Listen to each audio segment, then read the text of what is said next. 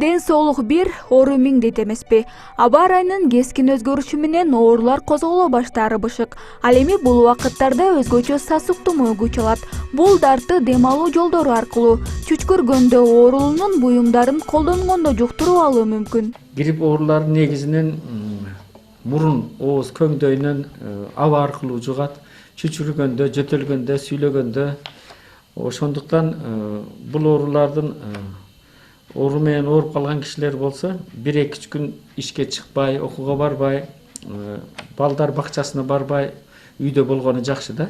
Үйүнө чыгып, ишке барып, окууга барса, анда грипптин кесепетинен пневмония деген оору келип чыгышы мүмкүн, бөйрөк сезгениши мүмкүн. Сасык тумоонун белгилери болуп чиригүү, тердөө, дене табынын кескин көтөрүлүшү, алсыроо сыяктуу көрүнүштөр эсептелет. Мындан сырткары көздөн жаш агуу, уйкусуздук, жөтөлүү да оорудун башталгандыгы.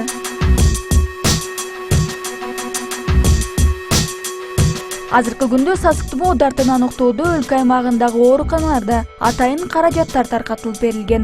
Анын жардамы менен ооруну тез аныктоого мүмкүнчүлүк жаралат.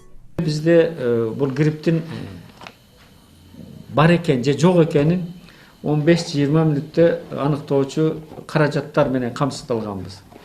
Ооз, мурун, көңдөйнөн анализди алып, өзүнүн реактивтери бар. Ал өзү 20 мүнөттө айтат. Бул ооруда грипп барбы же жокпу. Ошондуктан бул жагынан да биз жакшы камсыздандырдык. Мынабы октябрдын 15-20-ларынан баштап ооруларды изилдей баштайбыз. Сасык тумоо жеңил жана өтүп кетчүдөй көрүнгөнү менен адамдагы ички ооруларды козгоп, иммунитетти түшүрөт. Ошондуктан дарттан арылууга эртерээк аракет жасоо зарыл. Андан сырткары, жугуштуу болгондуктан ар дайым бет кат кийип, адамдардан улак болгонуңуз оң.